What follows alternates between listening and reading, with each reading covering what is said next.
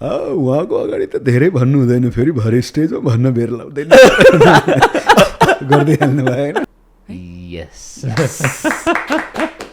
यो औँठी नै खोलेर होइन दाइ पर्दैन अडियो चेक भन्ने गेम छ, हजुर चिन्नुपर्ने हुन्छ ल। के भोइसले? भोइसले चिन्नुपर्ने। पैसा केही होइन भन्नका लागि पनि पैसा पर्याप्त र टन्न कमाएको हुनुपर्छ। मलाई थाहा भइसक्यो। सुरुको चिन्देको हो र भनिदिउँ ल।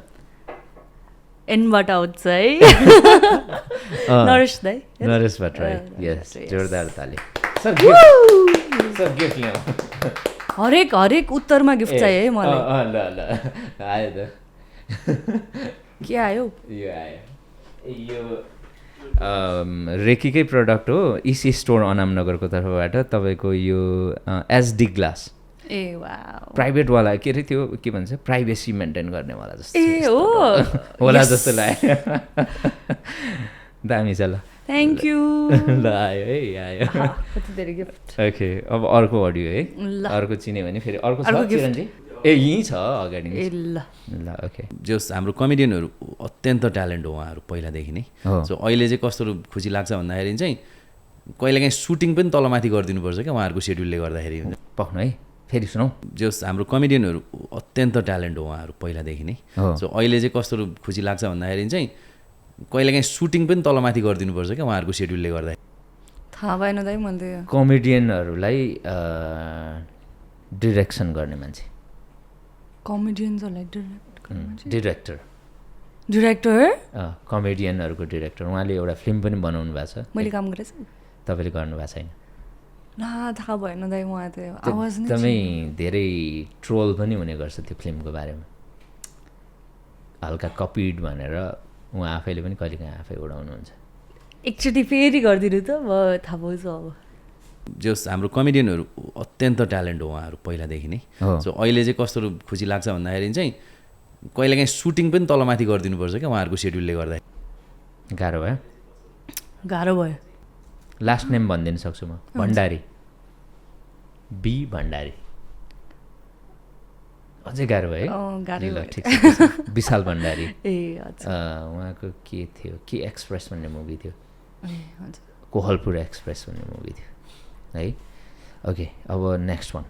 पावर पाएपछि, पैसा पाएपछि अलिकति घमण्ड हुन्छ, तर सर्टेन समयपछि उसलाई थाहा हुन्छ कि यो चिज केही होइन रहेछ होइन। नहुँदाखेरि चाहिँ ठुलो लाग्यो, जब भयो एउटा सर्टेन समयपछि केही होइन रहेछ र अरूसँग पनि हुँदो रहेछ यो।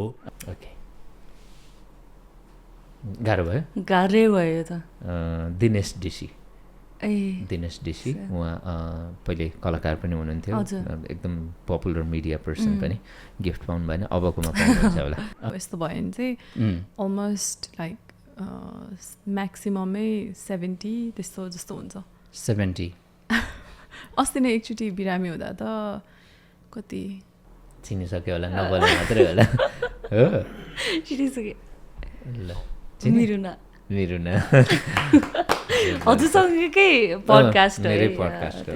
ओके, सो यो चाहिँ हाम्रो के रहेछ हेरौँ है। अरे प्याक्ट छ त, ऊ फुल प्याक्ट।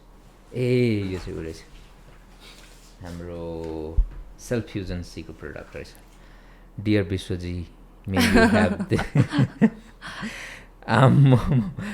पुरै मेसेज छ यो एकदम स्किन पनि ग्लोवाला, just like how your sound glows. अरे ग्लोसिएस्ट स्किन जस्ट लाइक यो मलाई होइन नि त।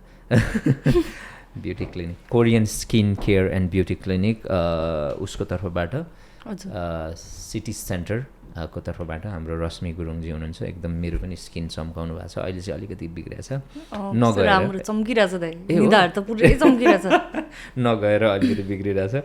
सो कोरियन स्किन केयरको तर्फबाट, सिटी सेन्टरको तर्फबाट यो एउटा सनस्क्रिन सेल्फ फ्युजन सिक्नु। हस् ल, अब मिलायो भने चाहिँ गिफ्ट छ कि छैन हेर्नुपर्छ। ओ नो, त्यसो भए त मतलबै भएन नि है। ल ओके, नेक्स्ट वान है त। बसिरहेको थिएँ अनि यस दाई र राज दाई को गफ गर्नुभयो भने मैले फर्केर दाइ हुनुहुन्छ, उहाँको अगाडि त धेरै भन्नु हुँदैन, फेरि भरे स्टेजमा भन्न बेर लाउँदैन गरिदिइहाल्नु भयो होइन अनि त्यस पछाडि चाहिँ मलाई सहज भयो तर दाइ राजेश हमाल दाइको पनि बेग्लै छ क्या ऊर्जा चाहिँ नि चिन्नुभयो कमेडियन दाइ मलाई चिन्नु भएन ओके नचिनेकै राम्रो भयो गिफ्ट एन्ड सकिसकेको थियो सुमन कार्की ए हजुर कमेडियन अब लास्ट त्यो मान्छेले गरेको काम कस्तो रहेछ भने धेरैलाई चासो छ अहिले एक्ज्याक्टली अनि उहाँहरूको सोचमा उहाँहरूको सुने जस्तो लाग्यो यस सुने जस्तो लाग्यो हिन्ट दिनु त मलाई एकदमै भेटरन एक्टर हो अलि पहिलेको हो राजेश दाईहरूकै बेलाको सरोज सर यस यो औँठी नै खोलेर होइन दाइ पर्दैन ओके बवाल मिलायो 5वटामा 3टा मिलाएँ है 2टा गिफ्ट पाएँ एउटाको पाएन एनिवेज अब चाहिँ मैले के गर्नु पऱ्यो भने यति गिफ्ट ल्याएर राख्नु पऱ्यो हरेकको अडियोको आन्सर मिल्ने बित्तिकै दिनु पऱ्यो क्या त्यो चाहिँ मजा हुन्थ्यो ओके त्यो गर्छु अबदेखि चाहिँ एनिवेज बवाल भयो है यो चाहिँ तर राम्रो रहेछ चिन्ने क्षमता चाहिँ है